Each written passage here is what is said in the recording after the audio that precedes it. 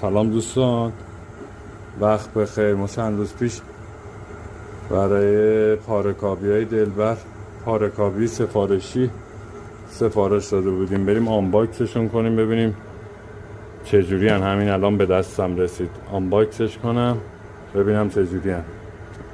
این دوستان اینم پاره‌کابی هایی که سفارش داده بودیم برای دلبر به اسم خودش، پاره‌کابی های سفارشی دلبر فانتوم.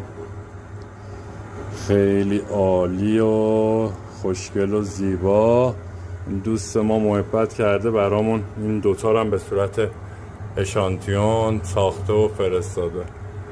واقعا یه کار بسیار عالی و با کیفیت. میرم الان نصبشون میکنم، از نصب شدهش هم براتون حتما فیلم میذارم. دوستان ما اومدیم این پاره‌کابی ها رو نصب کنیم. عرضم به حضورتون که اینا پشتشون چسبیه. چسبشو که بکنی به این صورت، چسبشونو که بکنی قابل نصب. شما محل دقیقی که میخوای نصب کنی و انتخاب میکنین و نصب میکنین. من نصب میکنم، از تمام شدهش هم براتون فیلم حتما میذارم. خب دوستان، این هم نصب شده پاره‌کابیامون به این صورت. خیلی زیبا، خیلی خوشگل، خیلی عالی.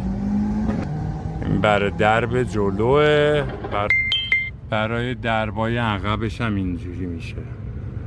خیلی عالی، خیلی شیک.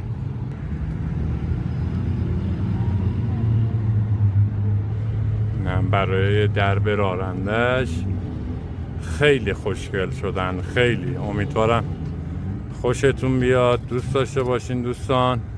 و اگه از دوستان کسی از این پاره‌کابی‌ها خواست، با هر طرح و هر نوشته‌ای که مد نظرش بود خواست، میتونه از قسمت کامنت ها یا از قسمت بیو یوتیوب که ما این اینستامون رو داخلش تو بیو یوتیوب تگ کردیم، میتونه از این اینستاگرام مراجعه کنه، دایرکتمون، و از دایرکت این اینستاگراممون با ما در ارتباط باشه و اگه مد نظرش بود سفارش بده و براش درست کنیم و ارسال میکنیم خدمتتون. دوستتون دارم، مراقب خودتون باشین. یا حق، خدا یا نگهدارتون.